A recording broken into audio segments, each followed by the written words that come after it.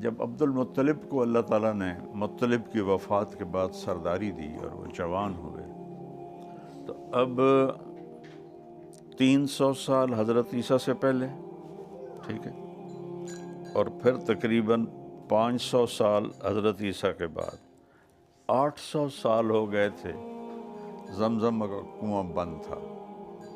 تو کوئی بھی کنواں زرخیز زمین میں ہو 800 سال کے بعد اس کا نشان بھی نہیں رہتا، اور یہ تو ایک پہاڑی کنواں تھا۔ تو ان کو خواب آیا، ان کا ایک بیٹا پیدا ہو چکا تھا، حارث سب سے بڑا، پاک پانی نکالو، اور خواب ختم۔ اگلے دن پھر خواب آیا، پاک پانی نکالو، اور پھر خواب ختم۔ وہ پریشان، پاک پانی نکالو، کہاں سے نکالوں، کس جگہ ہے وہ؟ تیسرے دن پھر خواب آیا کہ پاک پانی نکالو، لیکن خواب ختم نہیں ہوا۔ تو انہوں نے پوچھا وہ ہے کدھر؟ تو آواز آئی، تم بیت اللہ میں بیٹھنا، ایک کوا آئے گا صبح، اور ایک جگہ 3 دفعہ ٹھونک اپنی چونچ مارے گا، ٹھک ٹھک ٹھک، اس کے نیچے ہے پاک پانی۔ تو عبد المطلب صبح صبح آ کے بیٹھ گئے، وہ کوا آیا اور اس ایک جگہ بیٹھ کے ٹک ٹک ٹک اور اڑ گیا۔ تو انہوں نے قریش کو جمع کیا کہ یہ ہماری ماں کا کنواں ہے یہاں، آؤ مل کر اس کو کھودیں۔ کہنے لگے تیرا دماغ خراب ہے، وہ پہاڑی کنواں، پہاڑی پانی، یہ تو چند دن بند رہے تو ختم ہو جاتا ہے، 800 سال پرانی بات نہ بھائی، یہ بے وقوفی ہم نہیں کرتے۔ انہوں نے کہا بیٹا آجا ہم دونوں کریں گے، مجھے تو اشارہ ہوا ہے۔ اب دونوں باپ بیٹا لگ گئے کھدائی میں۔ تو ایک دن تھک گئے بہت، تو کہنے لگے وہ بھی کوئی سردار ہے جس کی اولاد نہ ہو؟ تو کہنے لگے وہ بھی کوئی سردار ہے جس کی اولاد نہ ہو، اگر اللہ نے مجھے 10 بیٹے دیے تو ایک کو اللہ کے نام پہ ذبح کروں گا۔ تو اللہ نے 12 بیٹے دے دیے اور 5 بیٹیاں، 17۔ تو اب وہ کھودتے کھودتے کھودتے آہستہ آہستہ وہ نشانیاں نکلنے لگی۔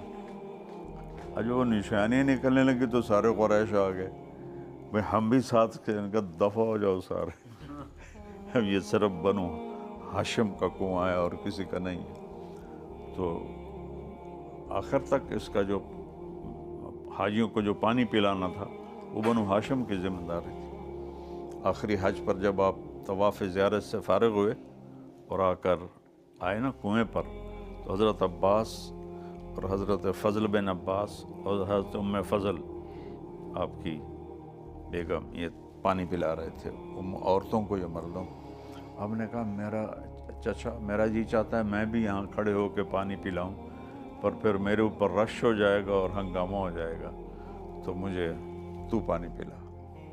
تو ایک ڈول تھا جس سے آپ حضرت فضل سب کو پلا رہے تھے۔ تو حضرت عباس نے کہا بیٹا یہ نہیں، وہ ڈول لاؤ جو صاف ستھرا ہے۔ آپ نے کہا چچا وہ نہیں، یہی جس میں سب نے پانی پیا ہے نا، یہی مجھے دو، اس میں پانی ڈال کے دو۔ تو انہوں نے بھر کے دیا، تو آپ نے پورا ڈول منہ کو لگایا، پیتے گئے پیتے گئے پیتے گئے پیتے گئے۔ ایمان کی نشانی ہے کہ اتنا زمزم پیو کہ پسلیاں ٹوٹنے لگیں، اتنا زمزم پیو۔